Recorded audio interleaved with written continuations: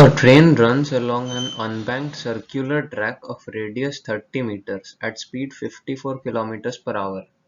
The mass of the train is 10 to the power 6 kgs. What provides the centripetal force required for this purpose? Is it the engine or the rails? And also find the angle of banking required to prevent wearing out of the rails.